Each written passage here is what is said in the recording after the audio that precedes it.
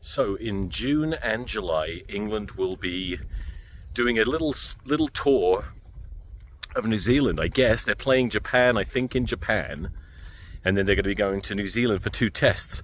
I don't see any other matches. I don't see the traditional midweek fixtures. I just see 2 test matches against the All Blacks. Maybe I'm being stupid.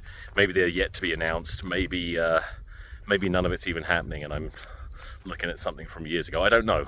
But we're definitely playing New Zealand in some capacity at some point. And it's time to start thinking about, it's not that far away, it's time to start thinking about which players we should bring.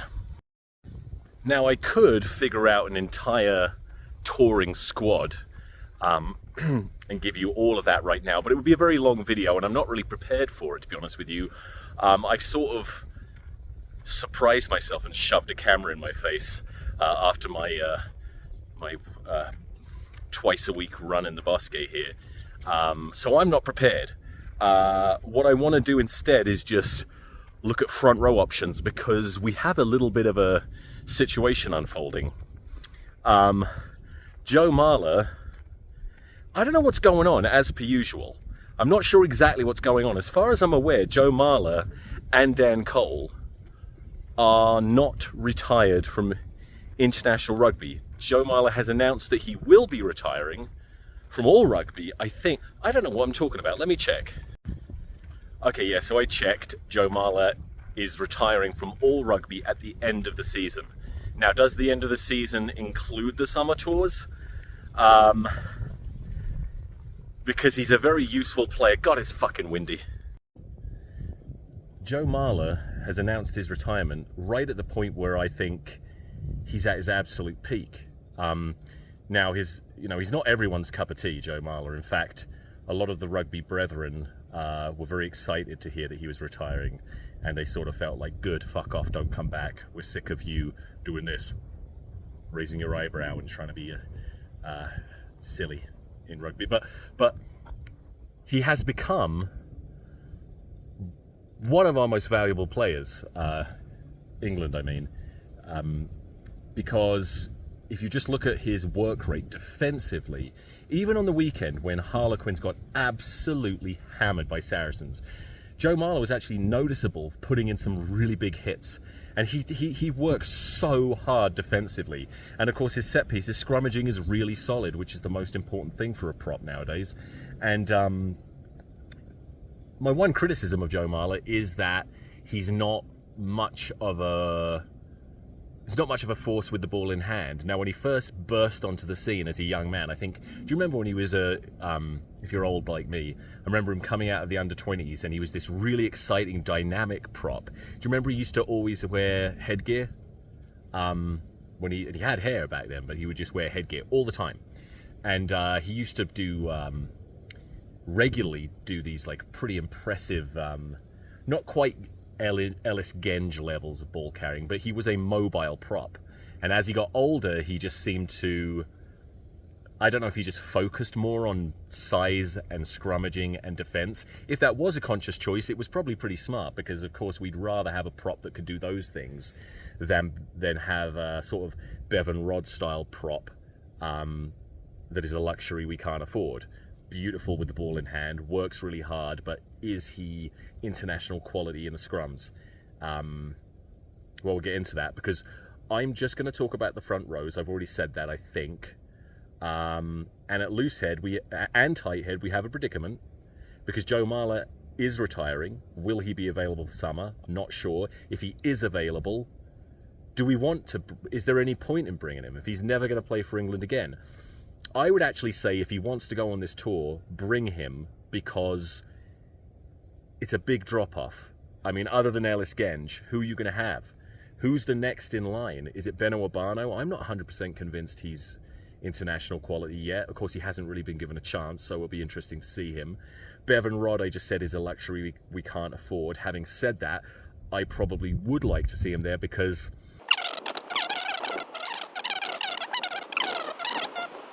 Joe Marler, Ellis Genge and Bevan Rod. That might be bad? I don't know. Actually, if Joe Marler is fit and available and wants to go, you just bring Joe Marler, Ellis Genge and Benno Urbano at Loosehead. That's pretty fucking easy, isn't it? If Joe Marler isn't going on the tour, then it's Ellis Genge, Benno Urbano, and I would bring Bevan Rodd. Tighthead is a little trickier. First of all, Joe Marler comes back into the equation. How, I hear you ask? He doesn't play tighthead. We saw him play there once and he was fucking shit. No, I know, but I heard Joe Marler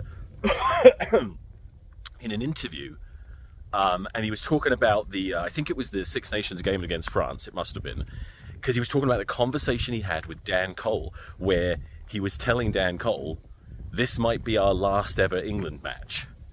Now, I don't know what he meant by that. Obviously, he was planning on retiring, or had already announced his retirement, in which case I don't know what he means by might be, because that implies he's at least considering going on the summer tour. But what's he talking about with Dan Cole? Is he just saying, Dan Cole, you're old, you might never get to play for England again? I don't know, but I'm worried. I got a feeling Dan Cole won't be going on this summer tour. As useful as he is he is still our first choice tighthead. But he's old and achy. He's younger than me, but you know what I mean? Like, he's at the end of his career. He might want to have the summer off. But if he doesn't, I want to bring 3 tightheads. Who are they going to be? Dan Cole, first of all, and then Will Stewart is a no-brainer for me. This is very easy again. These first 2, I really like Will Stewart. A lot of people think he's underperformed, and maybe he has, but he's had a few injuries. I still think he's really vying for the starting tighthead shirt with Dan Cole, because he's been there and done that, and he's got all of the attributes to perform at an international level. But who's third in line? Fuck. I don't know. Let me think.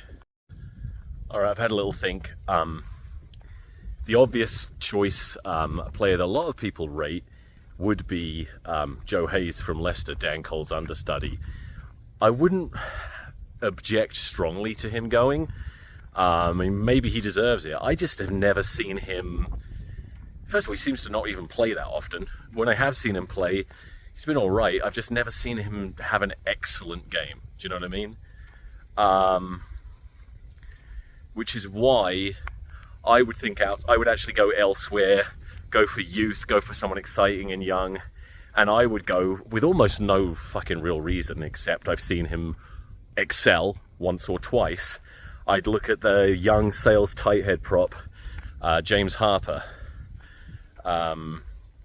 He's a big fucker, and he looks like one for the future, and as long as Dan Cole is going, you got him and Will Stewart. I mean, maybe Harper doesn't even play, but get him in the environment at least, and then I could see him, if he's thrown in at the deep end, surprising a few people. I rate him. Forgot about Finn Baxter. I'd have Finn Baxter ahead of what's-his-face. So hopefully Dan Cole, Will Stewart, Finn Baxter. If Dan Cole doesn't go, then Will Stewart, Finn Baxter, and then what's-his-face? I can't remember his fucking name. The Sale guy that I was talking about, Harper. Now, what about at hooker? Barring injury, you've got to assume Jamie George is going to go and captain the squad. He's just been made captain. It would feel a bit weird for him not to go on this summer tour. So it's kind of a no-brainer, as is the second choice hooker. That would be Theo Dan, who arguably is playing better than and is more effective than Jamie George. So we've got some great options there. Now, third choice hooker. This gets tricky because there's so many options that I like. If you're a Rugby Rant Banter listener, you know I'm a big fan of Little Harry Thacker. But I also, there's a number of other options that look really good. You've got Ogre, hasn't played enough for my liking, but a real talent. You've got, I'm a big fan of Curtis Langdon at Saints. Wouldn't mind him going on this tour. Haven't seen him playing in a little while, but before he got his disciplinary troubles for kneeing someone in the head accidentally, He was on a lot of people's lists to make the England squad. That's not a bad shout. Jack Walker is always around the England squad. I don't really understand the hype around Jack Walker, not that there is a lot of hype, but I've noticed at hooker, this is a thing that it was a thing for me growing up, playing like youth rugby, that there's always a hooker who does nothing exceptional. And it's true with England too. It's Jack Walker, Joe Gray was one. There have been others, I can't remember, but you always have a hooker who doesn't do anything exceptional, but they don't make many mistakes. So their line-out throwing is good. They're decent in the set piece. They're decent in the tight, and they are in good shape. They get around. They make some tackles, but they don't offer anything exceptional. And I feel like Walker is that guy. I don't really understand why he's been in the England squad ahead of such dynamic hookers like the ones I'm going to be mentioning. I mean, at Quins, you have a much more exciting prospect in Sam Riley. He's an option. Of course, Luke Cowan-Dickie, still an option for England. You've got Tom Dunn at Bath, like a really great option. Tough, aggressive, experienced, underrated hooker. Well, maybe overrated, I don't know, depending on... I don't know.